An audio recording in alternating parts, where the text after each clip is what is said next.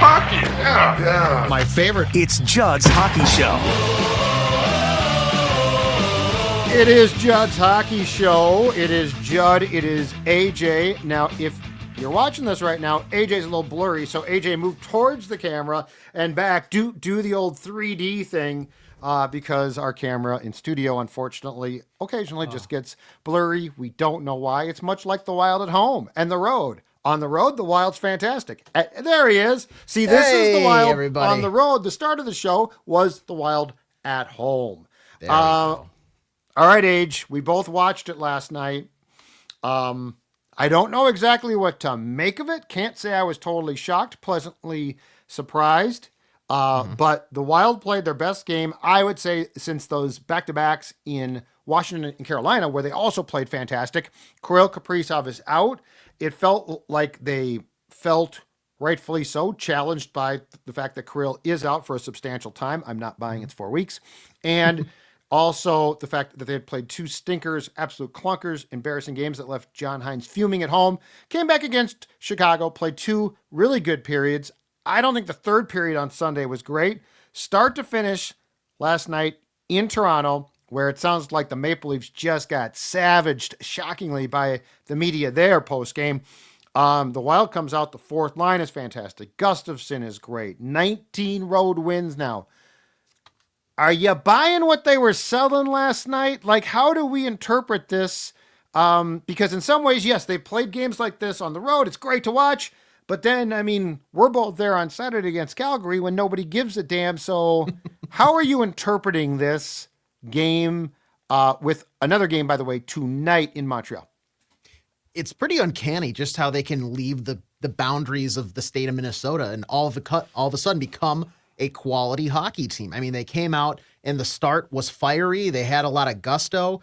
They were putting shots on net. When you look at like the shot map for the Wild last night, what we had seen when they were playing worse hockey was trying to force it to the front, and it's very congested right on the tops. And it's less, but you argue those are probably higher danger chances. What they had last night, Judd, was kind of just spread evenly, like you're throwing pepperoni down on a pizza. Like you want to kind of cover everywhere, and that's what they were doing. They were letting the puck fly, and that is what it seems like John Hines wanted to do, especially after his comments following the loss to Calgary on Hockey Day, Minnesota. Surprise, surprise, they had more success. They were able to find the back of the net. And I would say the Maple Leafs they're not a pushover. That is a team that, if last time I checked, are still atop the Pacific the Atlantic. The Atlantic for their standings. They're a good hockey club. They have a juggernaut top line. Defense at times I think can be questionable, and Joseph Woll has been, I think, in terms of what they've had over the past maybe 5-6 years, a pretty solid goaltender.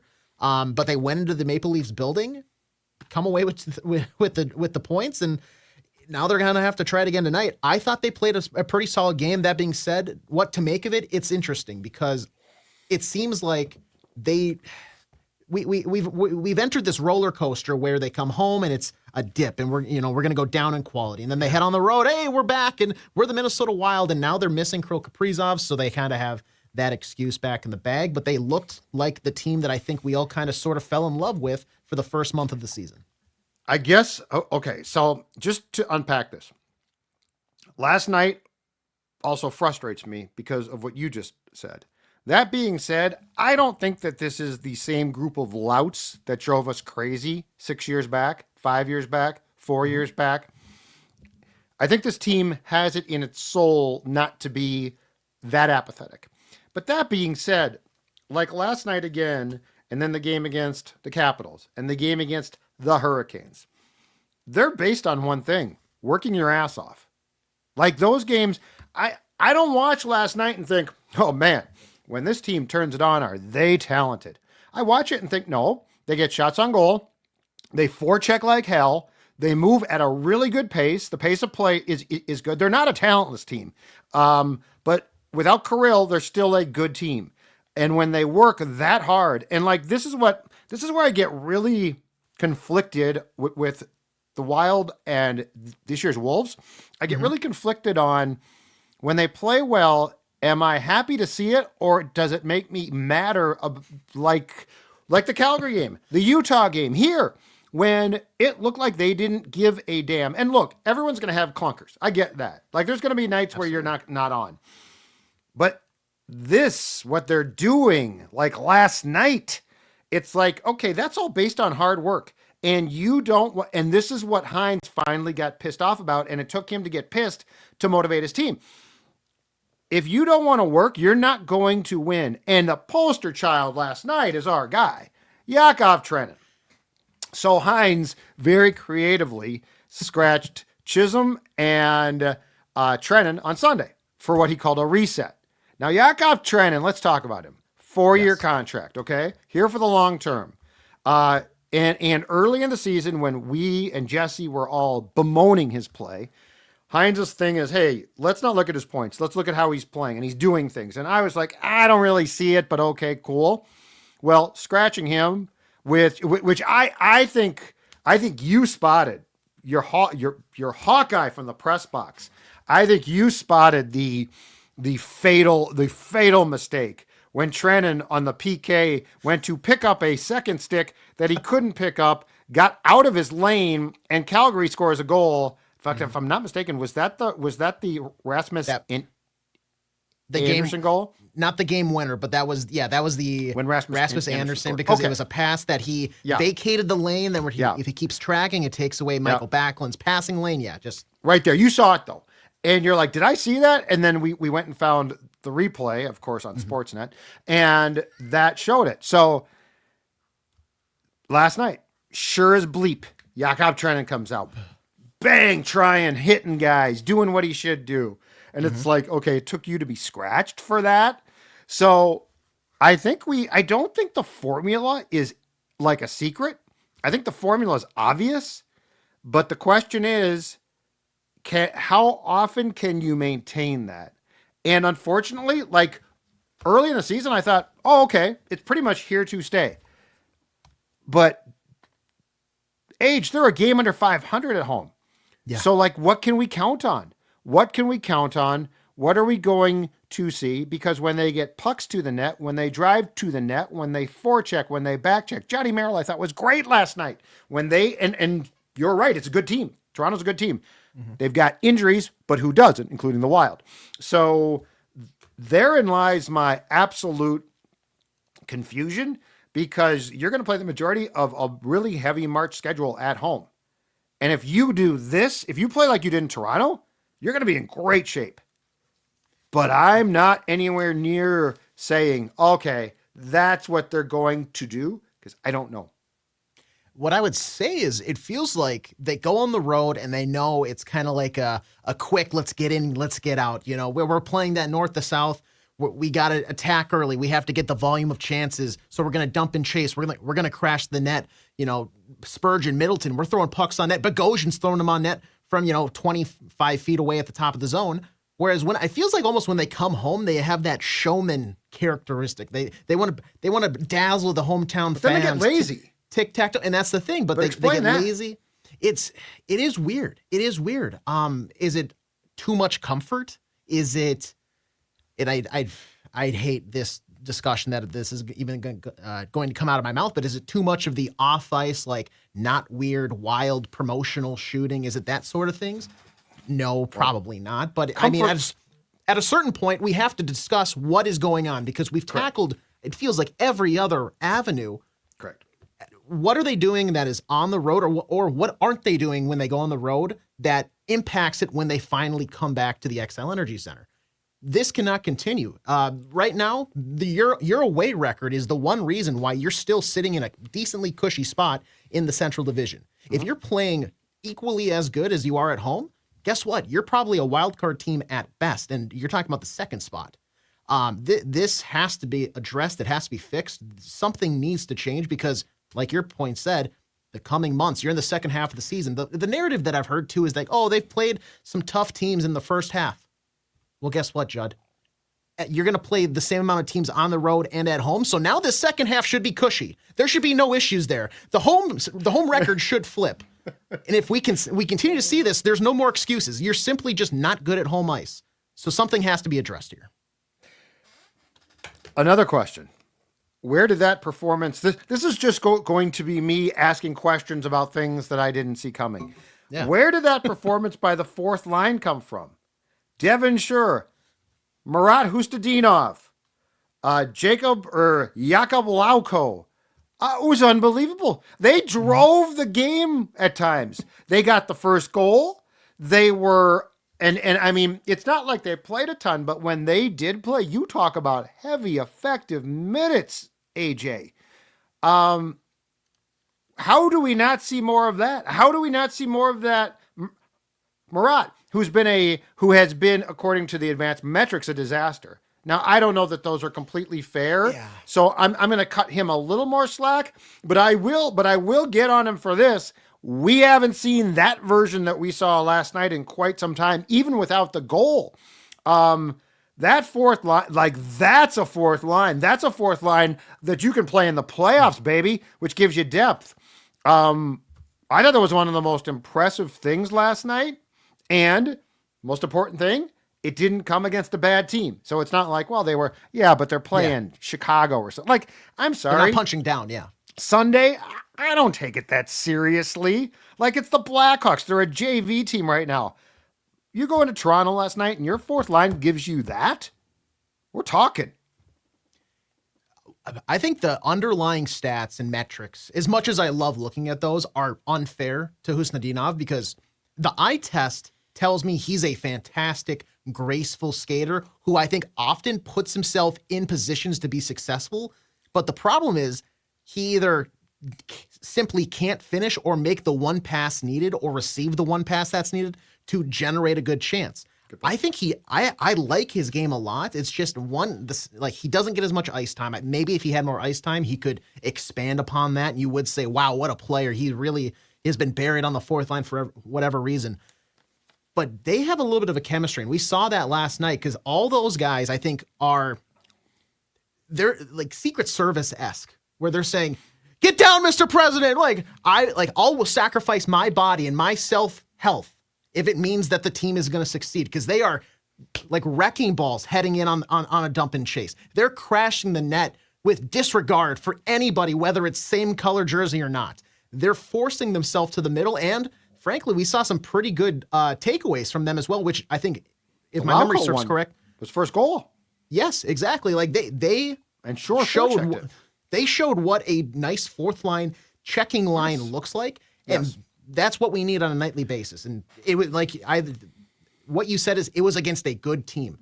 That is exactly why you should never have, and we talk about the engagement of guys like Boldy or the hard work of an effort of a Trenin. The fourth line also, there should be no excuses. Like, why can't you do that every single night? And I know Lauko's coming off of that injury that sidelined him for a bit, but Husnudinov and Shore, I don't want to say that they haven't been doing that sort of performance, but they have. Shore hasn't. That game by Shore last night was easily his best game, not even close. I think it maybe on my end, it's probably easier to overlook and disregard that because he is a fourth liner. But what we saw last night, it's like a sauce on a burger or something like that. You don't need it to have the burger, but it certainly does add and elevate it. So that fourth line performance put them in a position to win, and they opened the scoring. Why can't they do that a couple times more a season? It's great French fries. It's curly fries. Yes. It's added to the meal. And I will say this. I think the Trenin signings, I'm sorry. I hate it. It's a 4-year contract. It's too much. He is clearly in and out. He is exactly the type of guy I probably, and look, he has talent. He's shown it, which makes me that's more of an indictment. Yeah. Conversely, I will say hat tip for the Lauko signing. I really like him.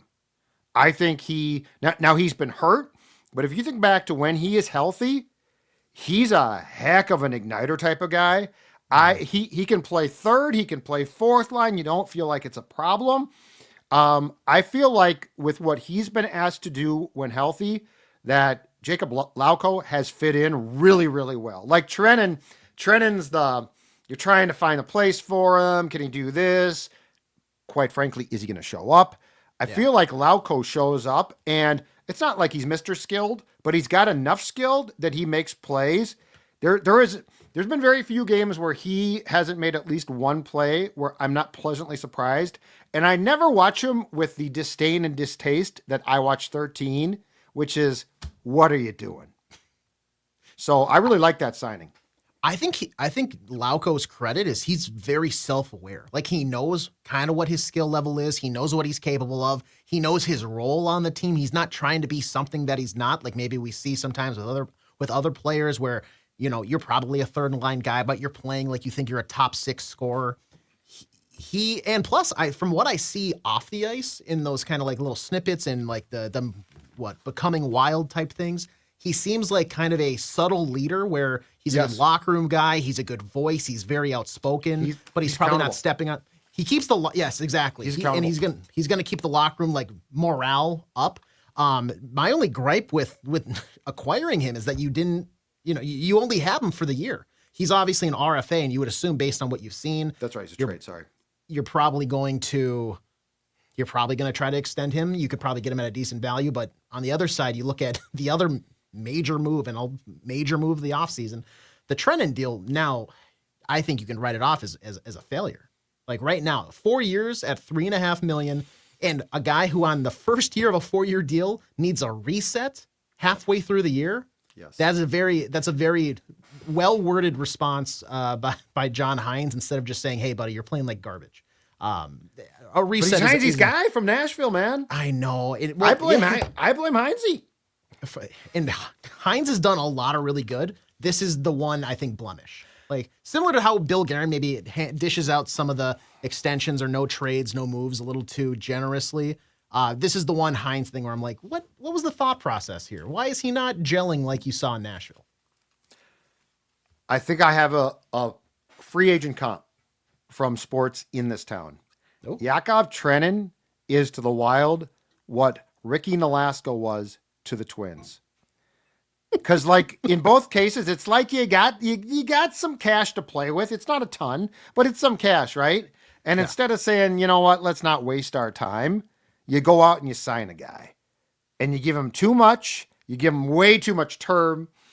And he shows up, and he sits on the couch, and you're like, okay, let's get going. He's like, oh, not right now. No, like Nolasco never liked baseball. The dude loved his muscle cars. Trenin, I'm not saying he doesn't. I just don't see it. He doesn't make smart plays. Like, everything he does is based on making either smart, or it has to be based on it. It's not. Yep. Smart plays, positionally sound, use your size. Like, we can argue at times about, there are times when Marcus Foligno's going really well, and there's times when he's not. I've never thought when he's not that I've seen him as a detriment to the entire team. I see Trenin as a detriment. Like you said, he went to pick up a stick. He picks that stick up. It's a penalty. You can't pick up another stick while you have a stick. So the situational non-awareness of that, like, I have never seen a guy who's in Trenin's shoes or skates do things like this and then come around and be productive. I just think that he's not really engaged. Certainly not full time. He was last night, though.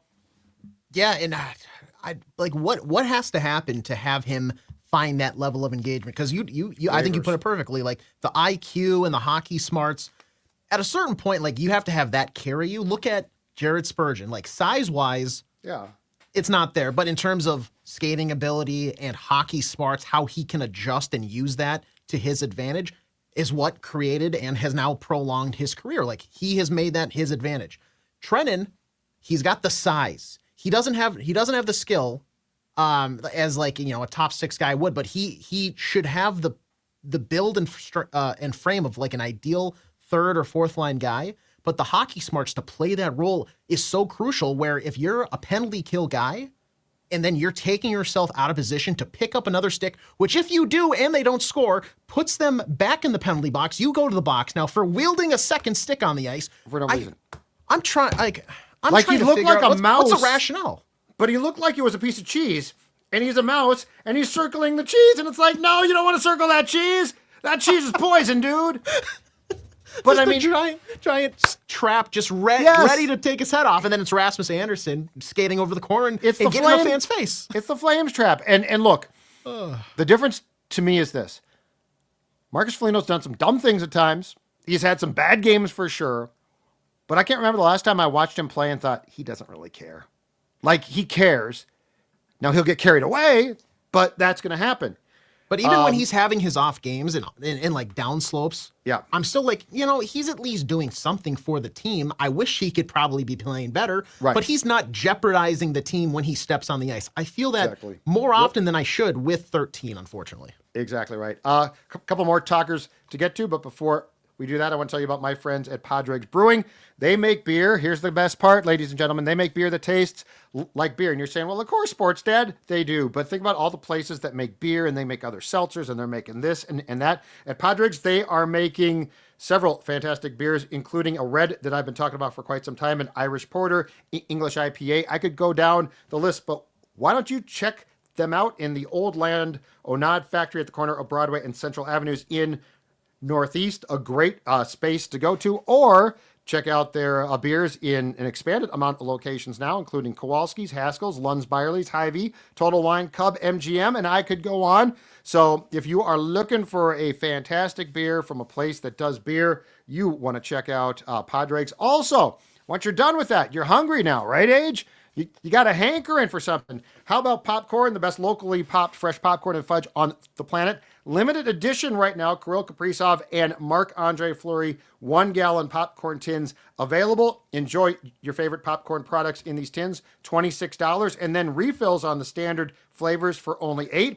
Also win Wild Sweet tickets to the March 13th game against the Rangers. Come into the store in Minnetonka and scan the QR code, or if you're outside the metro, go to popcorn.com/pages/mn-wild, as you can see right there. Again, popcorn, POPPED corn.com/pages/mn-wild to sit in a suite and watch our favorite, if not maddening team at times. Kaprizov and Fleury tins only available while supplies last. I can tell you, I've got a couple. They're outstanding, and it's delicious because I've been eating what's inside, and those popcorn products are fantastic. Popcorn.com, POPPED corn.com, or give them a call. The Minnetonka location, 952-452-8808. What's your go-to there? Are you a caramel corn guy? Are you a cheese popcorn guy? I'm trying to figure out what you are. I like to mix those two. I like it all. The Chicago mix, where it's the cheese and the caramel together. That's a good combo. I like it all. It's fantastic. Yes, the caramel. So I like caramel, but I like it with the popped corn because I prefer it mixed to solo, if that makes sense. So if it's caramel corn mixed with the popcorn, it's fantastic. Now, the good thing is the popped corn itself is outstanding because that's the key to life, right? Like, you got to start off with a good popped corn. But they've got a bunch of delicious types. And again, the tins, if you're a Kaprizov fan or a Fleury fan, they are absolutely awesome, and you can get them refilled for $8. Okay. Filip Gustavsson. Last night was incredibly encouraging. His mojo was back. His confidence was back. The team, it makes a difference that the team played well in front of him. There's no question about it. I'm not doubting that. His rough stretch was not entirely his fault, but it did feel like it was regressing a bit. And I felt that last night we saw what you absolutely need to see, which is he looked like a guy that belongs as your top goaltender. God bless him. Flower is your 2. He's 40 years old. So I was very encouraged, and it's another incentive, Age, for this team to continue playing as well as they did last night, because Gustavsson paid it off along with a couple of hit posts, but you're going to get lucky when you're playing well too. Yeah, and I know a lot of people say, like, oh, they beat the goaltender there right off the post. Doesn't matter. That wouldn't have gone in if the goalie isn't there. Like, that's technically not a shot on goal, but Phil Gustafsson, he looked kind of like we expected him to play last night. He looked rejuvenated. His motions looked a little more precise. He was controlling rebounds a lot better. According to Money Puck, he saved above a goal and a half expected. Like, he put the Wild in a position to win, like he's mainly been doing all season, and that is the type of goaltending we expect from him. I bet you. I would like to think that sitting on the bench and seeing Marc-Andre Fleury like clawing at what should be the number one starting goaltender job probably should eat and motivate somebody to play a little bit better. So I'm glad that we saw a very encouraging performance from him. I want to see if that can maintain. I know Fleury does get the nod tonight when they head to Montreal. Oh, it's going to be emotional, man. His family's going to be there. Mom, sister, kids, wife. Oh, it's going to be great. You would assume then when they head to face the Senators in Ottawa on Saturday that probably they go back to Gus. That'll be a good one because, I mean, Tkachuk, Stützle, they are a fun-ish offensive team. So that'll be a nice test before you would assume that probably Fleury gets the nod out in Boston on Tuesday. The Fleury thing in Montreal on Thursday night here. It's going to be fantastic. I think it's going to be like, this is so cool to watch. And for that guy who is, I think he's an hour, I think he grew up an hour outside of Montreal. It's going to be so cool. All right, last thing. And really quick too, with that, if you don't see them come out and play like the most professional, invigorated, electric game, I don't know what is needed. Like if they can't come out and perform in front of Marc-Andre Fleury tonight, oh God, yeah, then shame on them. This is shaping up to be like, even though it's the second half of a back-to-back, they should look like a playoff contender and then some. This should be a game where they dominate Montreal. They took the majority of last week off too. Yeah, like they beat the Avs on the road. Impressive. Not, in my opinion, not as good a game as well played of game by them as last night, but well played. But they took the weekend off until Chicago. So absolutely. Okay, last thing. I'm going to continue to ask you questions. Is it a slump or is a change going to need to be made regarding Declan Chisholm? Also scratched on Sunday. Last night, and I mean, this guy is phenomenally talented. Don't get me wrong. I realize this. The Nylander goal, he basically went around, through right by Chisholm to tip a really nice pass in, beat Gus on that one for the Leafs goal. But it just feels like it's catching up to him a little bit. And I guess I've got a couple things here. Is one, Brodin is going to be back at some point in time here. And two, I know he's a right shot, but David Jurasek only got sent down because of the numbers game. He didn't get sent down because he was not playing well. So do we think that Chisholm's just in a bit of a funk that he's going to snap out of quickly here? Or are you growing concerned? Because there are going to be, and there are options, at least in the coming weeks, to make a move there as far as who's playing on defense. It's concerning. And I don't like to maybe keep as big of notice as the plus minus stat, but over the last 5 games for Declan Chisholm, here's what he has. Okay. -1 yesterday against Toronto. -1 against Calgary back on the 25th. -2 against Utah on the 23rd. +1 against Colorado. Okay. -3 against Nashville back on January 18th. Remember, he was scratched for one of those. Yep. And in the game where he was +1, he had about 3 less minutes time on ice compared to every other game. Yep. Defensively, he's looking a little bit, and granted, there have been some major blunders in in that 5-game stretches. He had the one where he basically just handed it off to, I want to say was it Forsberg, and right in front of goal, just to bury against Nashville. He has not looked good defensively over these last 5 games, but I think he has shown enough. Similar to how I didn't write off this team when they have, I guess, definitely was taken a step or two back in overall play. Yep. Declan Chisholm, I think, has shown throughout the season that he can consistently play at a certain level, and right now he's regressed. He absolutely has, and I bet you he would probably say that himself. He's probably not thrilled with his play as of late. But I need a response. Similar to how we've gotten on Gustavsson. Gustavsson responded last night. I need a Declan Chisholm response here. Otherwise, I don't see why you wouldn't want to call up the guy you traded multiple picks for, including your first rounder this coming year, who is bigger, arguably more skilled, both offensively and defensively because of his size. A guy who had confidence in his short stint here and then willingly went back down after they said, okay, you know what, we have too many numbers now. We're going to have to send you back to Iowa. Yep. Declan Chisholm it should be a wake-up call because he did elevate his play after they acquired Juracek, and maybe that was just, timing and I'm just looking into it too much, but you do need to bounce back. I need Declan Chisholm to be a quality member of that defensive core because he showed he can be. Why is that now rescinded and gone away? Hopefully this road trip is a nice little stint for him to get back to those old ways. So there's two potential things at play here. The negative is Juracek's a right-handed shot, Chisholm's a left shot. But the positive is you've got depth. Like you don't have to. If he's going to struggle, you can find a way around that. Mm-hmm. So I just last night concerned me a bit. As good as Nylander is as a player, you also gotta take him. Like he can't just come net front there. Yeah. And my God, he's good. But yeah, that one concerns me more so because you're not stuck there. And to their credit, John Merrill, for instance, I think is playing well. I thought he played for him, whale of a game last night. Bogosian is solid. Renaissance for him. Yeah. So, and look, I mean, a year ago, I was more than ready to be done with John Merrill.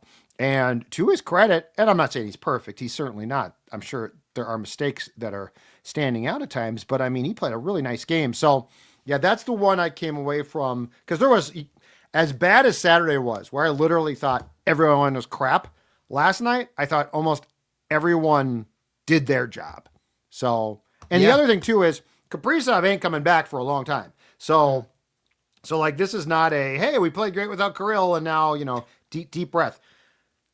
The 4 Nations break is going to help because it's 2 weeks. But that being said, like I told you, I'm not buying Kaprizov is out 4 weeks. I think it's more like 6. And I think it might be till the end. Here's my last question.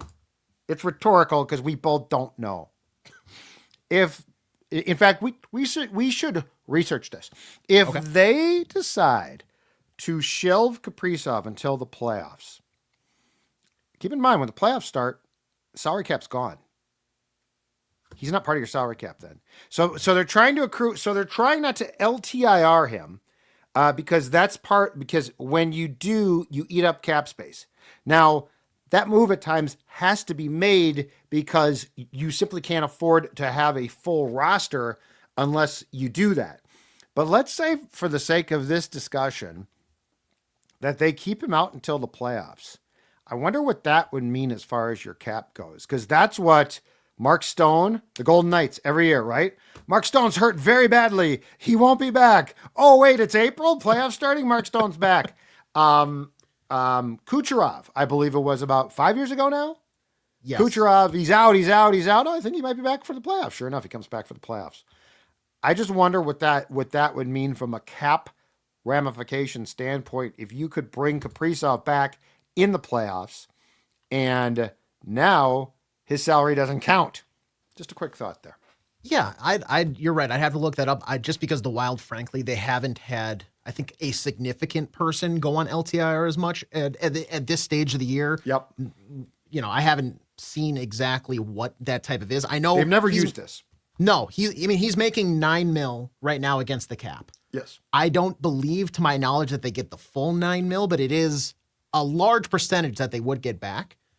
That would open up a very interesting talker for a team that's looking to move, and I think the conundrum conundrum is a bidding war. I think the conundrum is that then if they did that though, they probably couldn't make a move to add a salary because if he's not on, because if he's on LTIR, that saps from your.